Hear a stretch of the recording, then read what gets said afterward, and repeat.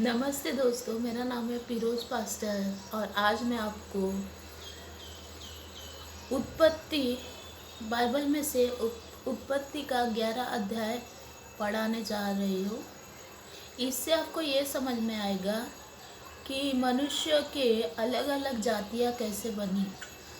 पहले मनुष्य एक ही भाषा बोलता था, लेकिन बाद में उसकी अलग अलग भाषाएं बनी।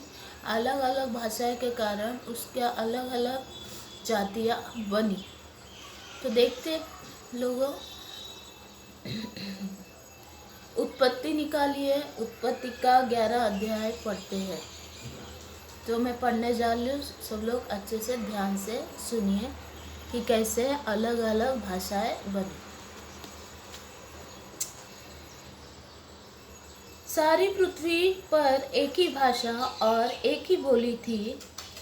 उस समय लोग पूर्व की ओर चलते चलते शिनार देश में एक मैदान पाकर उसमें बस गए। तब वे आपस में कहने लगे, आओ हम ईंट बना बना के भली भांति आग में पकाए। तो सारी पृथ्वी में एक ही भाषा थी, है। इसमें लिखा हुआ 11 अध्याय में आप पढ़ सकते हो, उत्पत्ति के 11 अध्याय में, कि सारी पृथ्वी पे एक ही भाषा थी और एक ही बोली थी। उस समय लोग पूर्व की ओर चलते चलते शिनार देश में एक मैदान पाकर उसमें बस गए। तब वे आपस में कहने लगे, आओ हम ईंट बना बना के भली भांति आग में पकाए। और उन्होंने पत्थर के स्थान पर ईंट से और चूने के स्थान पर मिट्टी के गारे से काम लिया। तो उन्होंने एक मीनार बनाने की शुरुआत की, ईंटों से और मिट्टी से एक मीनार बनाने की शुरुआत की। और वो ऐसे मीनार बनाने की शुरुआत की जो मीनार स्वर्ग तक पहुंच सके। तो आगे हम पढ़ते हैं। फिर उन्होंने कहा, आओ हम एक नगर और एक गुम्मट बना ले जिसकी चोटी आकाश से बातें करे। इस प्रकार से हम अपना नाम करें, ऐसा ना हो कि हम को सारी पृथ्वी पर फैलना पड़े। तो उन्होंने सोचा कि आओ हम एक बड़ी गुम्मट बनाए। गुम्मट यानी मीनार, जो स्वर्ग तक पहुंच सके, ताकि उन लोग स्वर्ग जाना चाहते थे। उनको लगा ऐसी बड़ी मीनार बना के हम स्वर्ग तक पहुंच जाएंगे, लेकिन उनको मालूम नहीं था कि स्वर्ग कितना ऊंचा है। स्वर्ग तक कोई नहीं पहुंच सकता जब तक यीशु नहीं चाहता, कोई भी स्वर्ग तक नहीं पहुंच सकता। जब लोग नगर और गुम्मट बनाने लगे, तब उन्हें देखने के लिए यहोवा उतर आया। तो जैसे वो गुम्मट बनाने लग गए, यहोवा परमेश्वर ऊपर से स्वर्ग से नीचे उतर के आया देखने के लिए कि इन लोग क्या बना रहे हैं।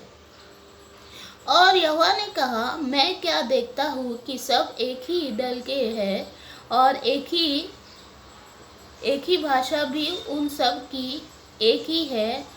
और उन्होंने ऐसा ही काम भी आरंभ किया।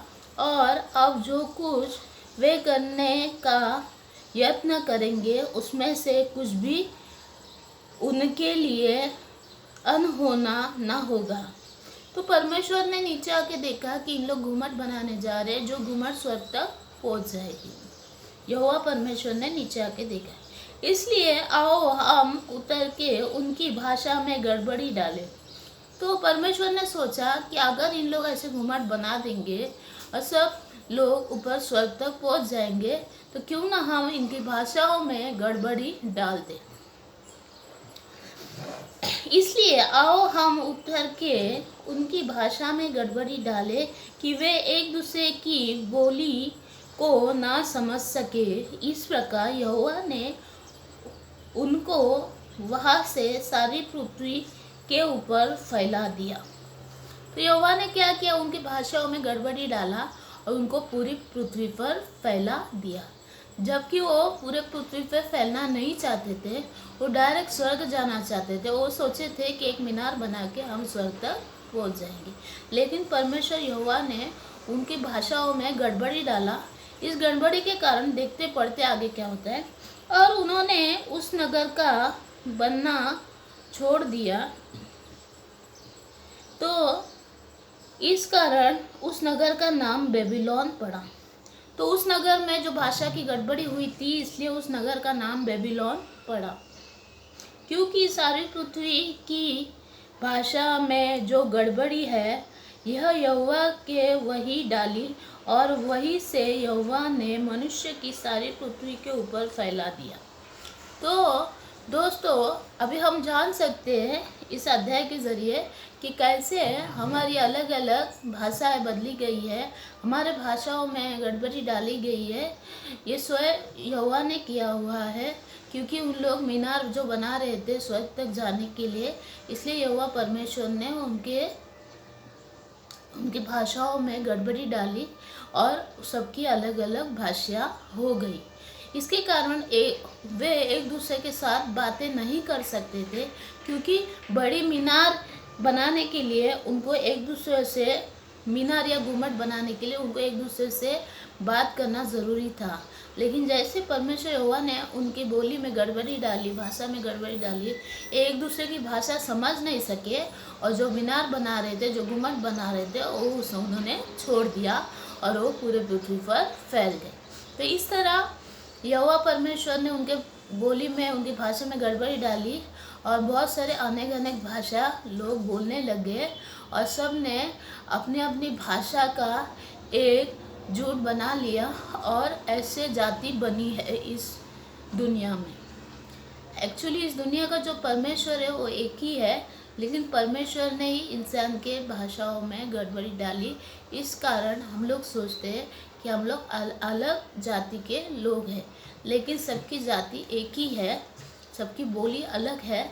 लेकिन इस तरह आप इस अध्याय को पढ़ सकते हो, उत्पत्ति का 11 अध्याय, जिससे आपको साफ साफ समझ में आ जाएगा कि कैसे जातियाँ बनी, कैसे अलग अलग भाषाएं बनी, जिससे आपको समझ में आ जाएगा कि इस दुनिया का जो परमेश्वर है वो यहोवा परमेश्वर एक ही परमेश्वर है और कोई परमेश्वर इस दुनिया में नहीं है। इस अध्याय को पढ़ने के बाद आपको साफ साफ पता चल जाए। तो ये उत्पत्ति का 11 अध्याय आप ज़रूर पढ़िए बाइबल में से, जिससे आपको सारी हकीकत पता चल जाएगी कि इस दुनिया में कैसी अलग अलग जातियाँ, भाषाएं बनाई गई है और किसी को भी कुछ भी मालूम नहीं है।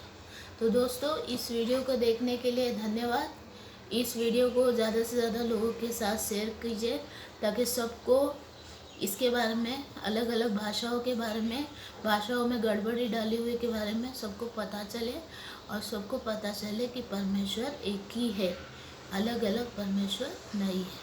तो धन्यवाद दोस्तों इस वीडियो को देखने के लिए। जय मसीह।